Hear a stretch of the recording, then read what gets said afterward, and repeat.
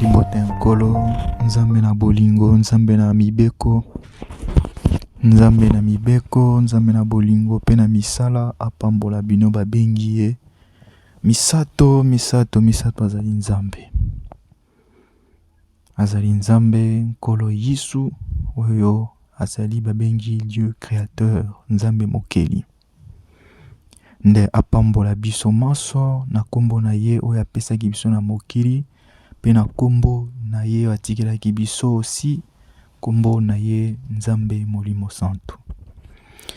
Lelo nazwi message moko de la part ya nkolo Yisu, oyo azali na bomoi pe oyo azali véritable nkolo Yesu oyo ya bosolo. Parce que toyebi ke ba nkolo Yesu ebele babima na mokili oyo, me nkolo Yesu ya solo azali kaka moko. Yango awa naye ko transmettre message oyo ezali de sa part. Oyo apesinga na mokolo lelo tozali aussi le 30 juin. Tozali le 30 juin 2022. Ndenge tomoni peke na mboka wa biso lelo peza mokolo ya feti ya monene national ya mboka na biso le 30 juin 1960. Oyo ezali ane oyo tozwaki indépendance ya mboka wa biso. Oyo nzambe asalaki makasi, amimonisaki makasi mingi na kati ya mboka na biso à travers mosali na ye Tata Simo Kimbangu. Yango wana bandeko, nazala eloko moko ya motuya makasi pena nkolo apesinga lelo. Ezali nkolo apesinga nanu na mitindo ya liboso, nkolo apesinga ezali na mokanda ya tokotanga na mokanda tokomona ndenge nkolo apesina toke na mokanda ya Deutéronome. Tokotanga mokanda ya Deutéronome 5 à 6. Deutéronome chapitre 5 verset 6. Nkolo alobi boye, nazali nkolo nzambe na yo oyo abimisaki yo na mboka na Ejipito na ndako na bowumbu. Okozala na banzambe mosusu te. Balobi les dieux ont des minuscules, des ya mokie, c'est-à-dire banzambe, esprit. Tu ne te feras point d'image taillée. Balobi okosala bikeko te, osala belili te. Okosala belili te pona ko représenter yango quelconque na biloko ezali likolo pe ezali en haut na likolo ezali likolo pe ezali na se ya mabele pe ezali na se na mai. Mokanda ya nzambe epekisi yango. Elobi okofukamela yango te pe okosalela yango te. O totangi Deutéronome chapitre 5 verset 6 à 7 et à 8 et à 9. So tokotanga mokanda na Exode. Tokotanga Exode 20. Tokomona lolenge nini nkolo aza koloba.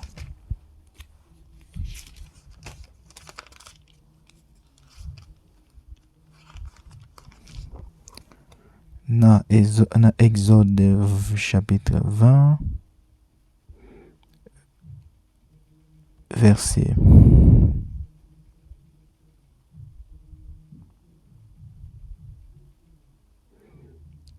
jusqu'à 5. Exode chapitre 20 verset de 1 jusqu'à 5. Kolo na biso azoloba boye. Nazali nkolo nzambe na yo. À partir ya 2 verset 2 à 5. Kolo azoba nazali nkolo nzambe na yo oyo abimisi yo na mboka na Ejipito pe na ndako ya bawumbu. Okozala na banzambe mosusu te liboso ya ngai. okosala belilingi te. Belilingi te. Okosala ba bikeko te pe belili te. Ya biloko ezali likolo pe ezali na likolo na mapata pe ezali na se ya mabele eza wana mabele pe ezali na se ya mabele ezali na mai. Okofukamela yango te pe okosalela yango te. Toyoki ndenge nkolo alobeli ayebisi biso. Tata Nzambe azoloba clairement ke tokoki kofukamela tokoki korepresenter yango te pe kosalela yango te comme image. Ozomona Nzambe aza kopekisa et le seul image ya Nzambe eza kaka oyo ya ye. Tant que tozwi ordre na ye te toyi kotia image moko te mpona kofukamela yango. Tomoni ndenge na mokanda ya Nzambe tomoni ke Nzambe aizaki Moïse asala de chérubins po bafungola mapapu na bango bazipika arche de l'alliance. Tomoni ke Nzambe moko apesi mitindo basala. Asi Moïse zwa nzete oyo beta na mabele ntango abwaki ekomi nyoka. Nzambe mtapesi ordre wana. Mais biso moko boye tokoki kozwa jamais image tozwa yango totia po totala yango comme une sorte d'enseignement, une sorte d'exemple. Nzambe apekisaka yango. Nzambe apekisi yango makasi yango tokotanga wana mokanda ya Ézéchiel, tokotanga na mokanda Ézéchiel chapitre 8. Tokomona partie ya 8 kino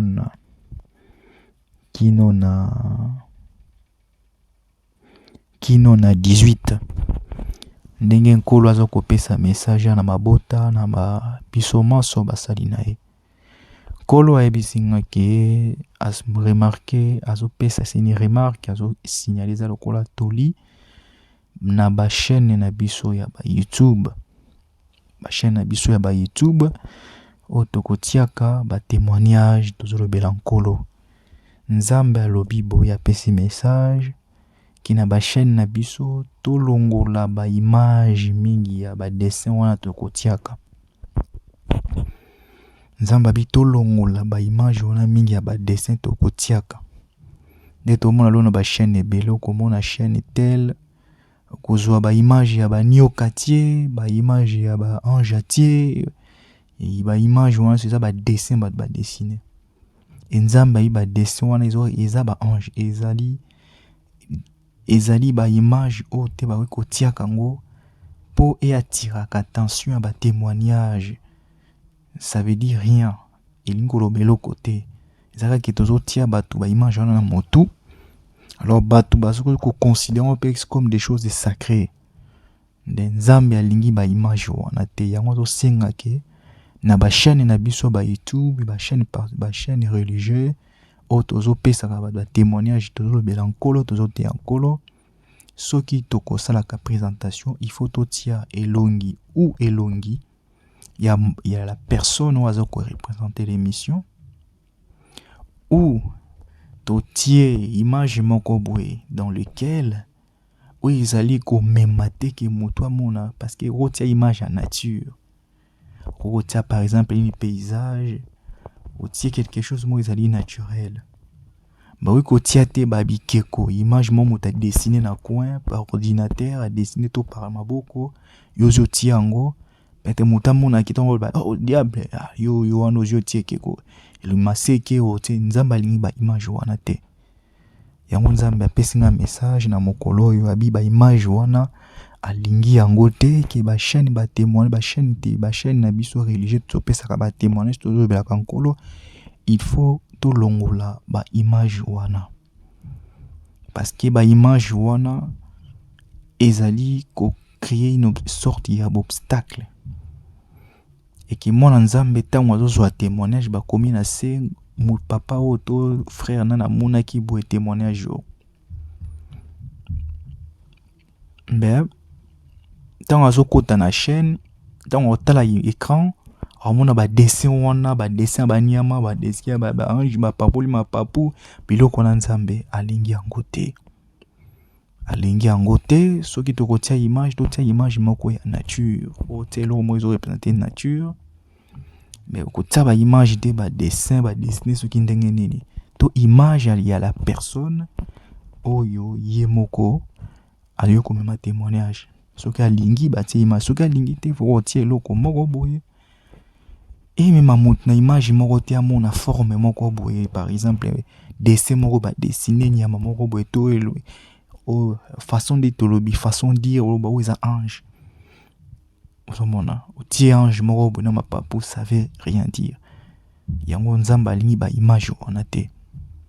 Yango nzamba azosenga na ba chaîne na biso tolongola biloko wana parce que ekomi une idolâtrie.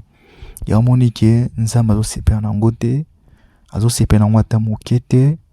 Yango moni apesi ngai mibeko awa na mokanda ya Ézéchiel chapitre 8 des versets de 1 kino na 8 to kamalambo ndenge nkolo na biso aza koloba nkolo alobi boye balobi la 6e année du 5e jour du 6e mois comme j'étais assis dans ma maison et que les anciens de Juda étaient assis devant moi. La main du Seigneur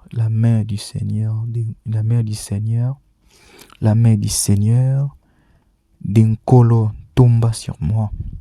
J'ai regardé, voici, c'était une figure ayant l'aspect d'un homme.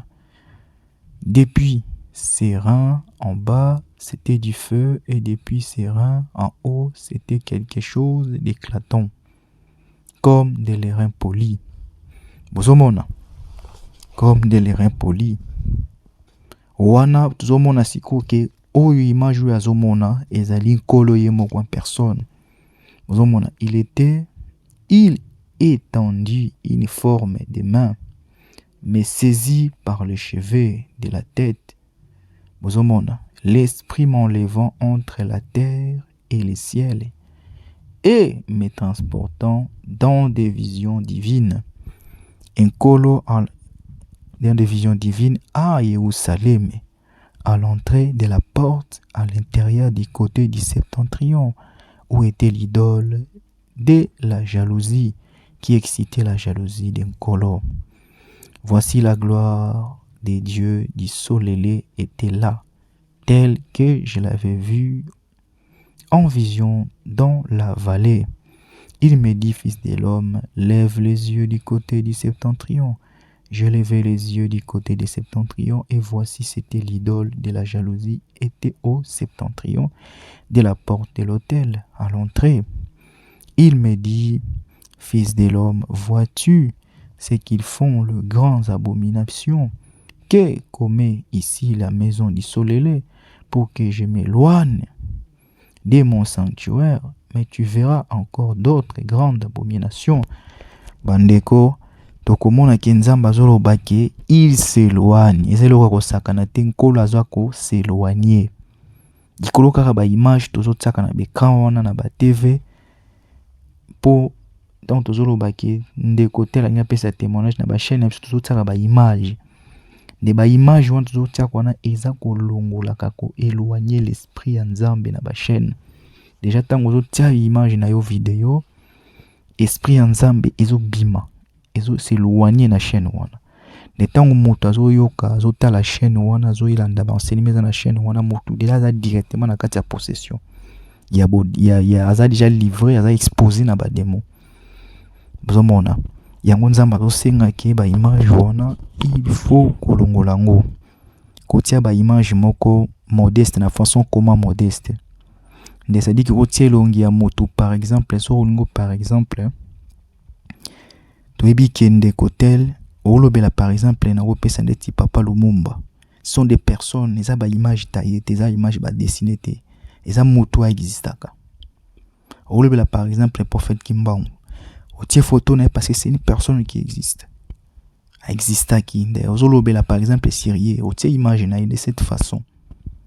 Mais oui, kozwa ba image moti à un ange mo ba dessiner qui quelque part, oyebi façon na yeto, oyebi tsuk sa dessin na te, yo ziotie. Olobi keza peut-être na rapport na message. Te nzamba lingi ba image wana te, ba image ba dessiner wana te. Alingi peke komoko te, bozomona. De yango nzamba lingi kotia, ozo tie mutu, ou bolobela une personne historique, oyo ayebani, botie image na ye par exemple. Là ezali passable.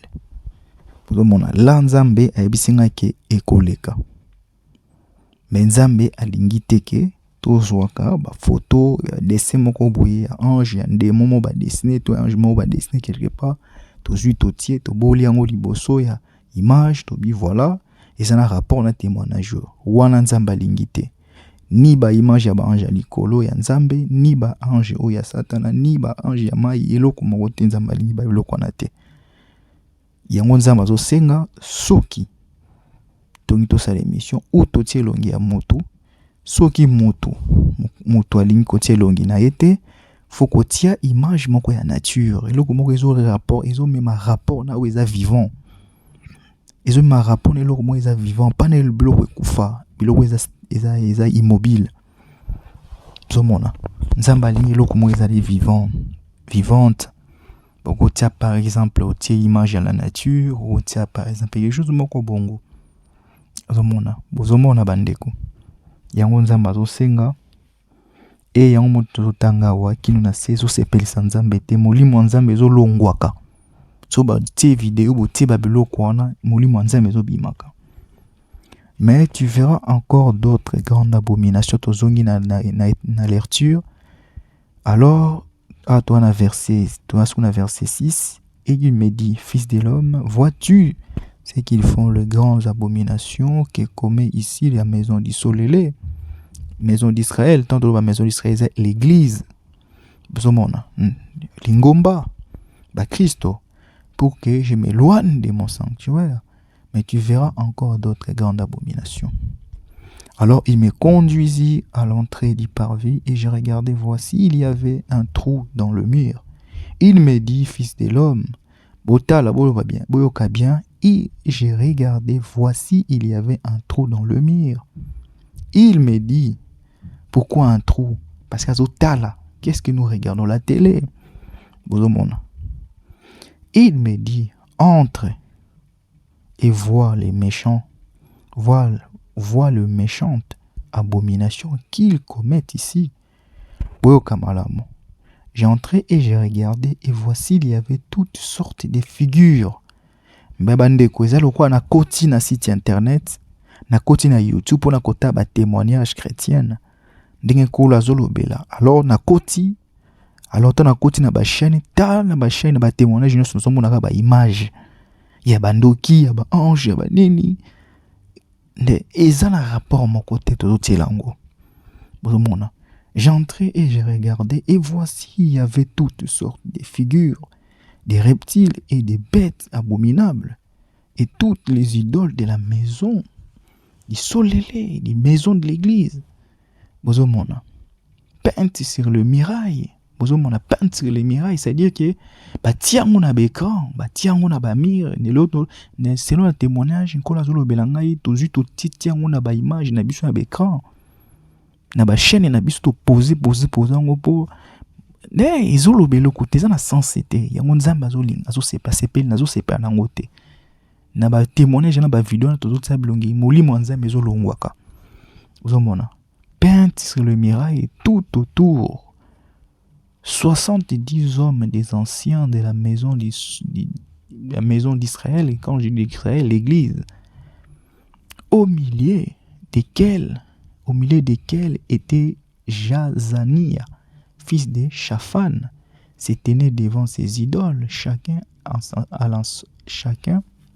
l'encessoir à la main. Il s'élevait une épaisse niouée dans son. Il me dit, bazolbake, bazako servi nzambe na kati ya sanctuaire na ye.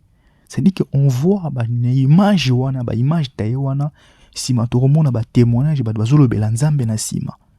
Ba bazo servi nzambe na sima. bozomona témoignage ya tel mais avant témoignage ya moto amodi ya image déjà les affichés déjà na vidéo yango déjà batie ba image ya banyama bilongi ya ba ange nzambe azolinga eloko na te. Il me dit, fils de l'homme, vois-tu ce qu'ils font dans les ténèbres? Bozomona, les anciens de la maison du Solélé, à chacun dans sa chambre, plein de figures. Car, bozomona, dans le ténèbre, les anciens de la maison du Solélé, chacun dans sa chambre, plein de figures. Quand ils disent, un colo ne nous voit pas, un colo a abandonné le pays. Bozomona tozomona ngo ba témoignage. Pourquoi langage on kola zoba tala bango ebele bazotala ba témoignage bazotala nazo na sens ndenge kola zo révéler ngai ndenge tozotala yelo kwa muta vanda zotala ba vidéo avani na ndaku azotala ba vidéo ba témoignage si makambo nzambe si ndenge nzambe atali singa pona mboka nzambe mbesko nzambe azolo bango na bekra na biso ba image wana totia ba titi na ba chaîne wana fa ba émission banda ba image wana nzamba lingi yango te bozomona kolo ne nous voit pas bozomona et abandonner le pays so la majorité ba témoignage na biso zaka bongo kolo pona mboka kolo lobine pona mboka kolo mpesinga boye bozomona. Il me dit tu verras encore d'autres grandes abominations qu'ils commettent. Il me conduisit à l'entrée de la porte de la maison d'Nkolo, du côté de Septentrion, et voici, il y avait là des femmes assises qui pleuraient Tammuz. Il me dit, vois-tu, fils de l'homme, tu verras encore d'autres abominations, plus grandes que cela. Il me conduisit dans le parvis intérieur de la maison du Solélé. Voici à l'entrée du temple. D'Nkolo, entre le portique et l'autel, il y avait environ 25 hommes tournant le dos au temple d'Nkolo et le visage vers l'Orient. Ils se prosternaient à l'Orient devant le soleil. Bozomona, siko bandeko na ngai. To sosolaki na passage oyo Nkolo azolobani en l'interprétation selon l'inspiration de Nkolo azoinspiré. Nkolo azolobela très bien. Alobaki eloko nini? Alobaki eloko moko nini? Ce ne sera plus en Jérusalem, ni en Samarie, ni sur ces montagnes-là, que tokokumisa Nzambe. Bozomona. Nkolo azo répéta ngo malamu. Biso wana tozwi, tournons le dos au temple d'Nkolo et le visage vers l'Orient. Il se prosterne à l'Orient devant le soleil. Bozomona. Le soleil nani laza image ya moi. Moi eza nini? Bozomona. Bandeko nanga moi eza nini? Moi en réalité moi nzambi langage na biso lingala babengaka nzambi ngola sa soleil. Bozomona. Nzambi ngola sa soleil, nzambi ngola sa moi ya makasi. Mais moi oyo te otomona ka moi mosusu, moi epesaka bo moi.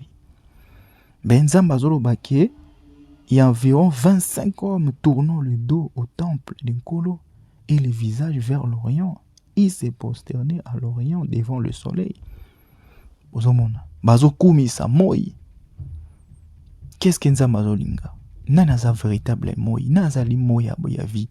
Eza Nkolo Yesu azolobela ba image wana. Yako bato mususu bazwa image moko ya elongi ya Nkolo Yesu soka lokotango wapi ba dessiner quelque part Nkolo Yesu atiki elongi te. Yozo elongi wana oboli yango ti yango wana po mutango tala. Ozo bateki ba image wana ezoko infecté. Ezoko infecté système mental.